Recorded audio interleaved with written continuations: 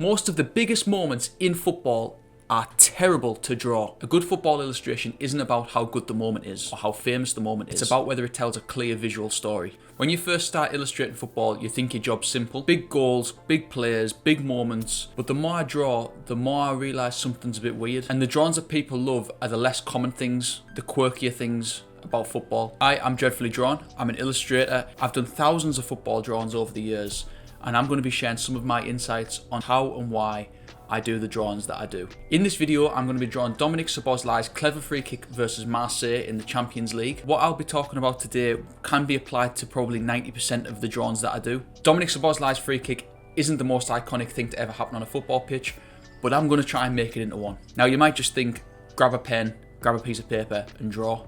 No. First, we've got some problems to solve. There's 3 problems that we need to solve. First of all, does an image or a video of the moment actually exist? In this instance, yes, but as illustrators and designers, we are limited to what is available. Getty is probably the best website for football images, sporting images, general images, I guess. You know, it's a huge, colossal database of images that publications use, football clubs use, celebrities use, everybody uses Getty. Getty is the place to go for images. So you've got Getty, you've also got the actual broadcasting footage that the world can see on TV, and you also have what you find on social media. And sometimes on social media you do find different things that you don't find on the TV and also Getty. People might have recorded something in the ground, or they might have taken a photo in the ground. You know, social media is a mad place. So that's the first problem. The second problem is, why draw when the photos and videos already exist? As an illustrator and designer, you're not documenting, you're interpreting. Your job is to add a different perspective to it. You're there to add a different perspective to the whole thing. And the great thing about illustration is that you can add as many elements to it as you want. That's up to you. So that's problem 2. The third problem is, how are you going to create it? How are you going to post it on social media? Because ultimately, in this day and age, everything is on social media. Can it be made into an animation? Can it be made into a carousel of images, a sequence of images? How does it look on social media? What's the caption going to be?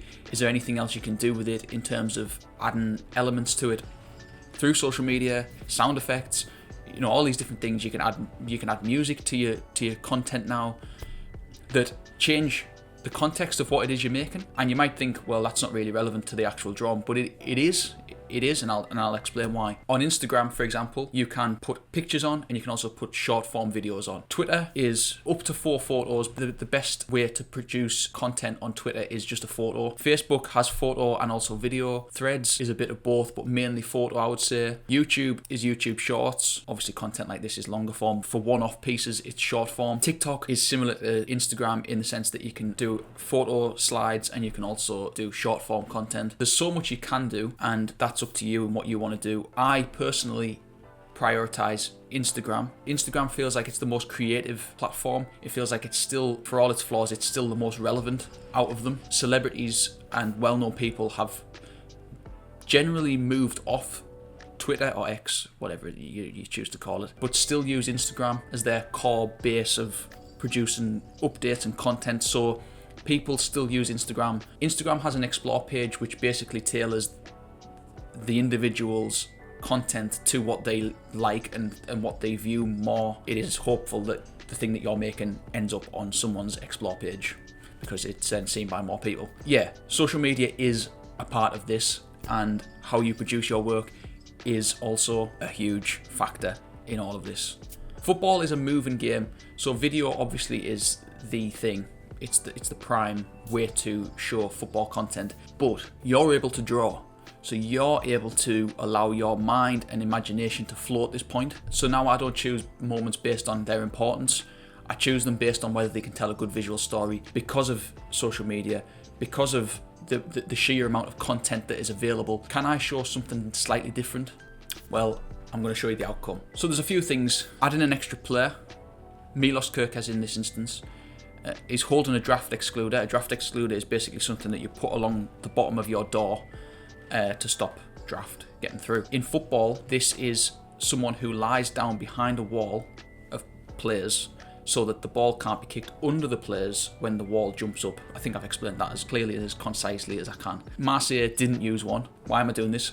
The commentators were referencing it in the commentary. Now, the majority of people who watch the game will have watched it on TV. People will have understood the reference who watched the game. No image exists of Milos Kerkez holding a draft excluder that I'm aware of, unless you use AI, which, you know, I'm not doing. So yeah, so they're the two main reasons. It adds a bit of humour, I guess, is another reason. What I'm going to do is remove all the unnecessary parts of the reference image and video. You need to make it as easy as possible to understand for people who are viewing your picture, viewing your work for the first time. It needs to be concise, it needs to be clear, you need to have a clear visual story. Less is often more. I will also be using social media tools available to add thoughts and potential speech in it. It links it back to what I said about telling a story that people can't see, adding a different perspective to what the image tells or what the video tells. That's the wonder of illustration. That's the great thing about doing illustration. You can put your own perspective on it. What are people thinking in that moment? How are they feeling? What are the people who are watching the game feeling? It just adds another layer to it, and it adds a bit of humour, and you know, everyone likes a bit of humour. The drawing is clear, the emotion is readable, the story is simple. Illustration isn't about capturing everything, it's about choosing what matters.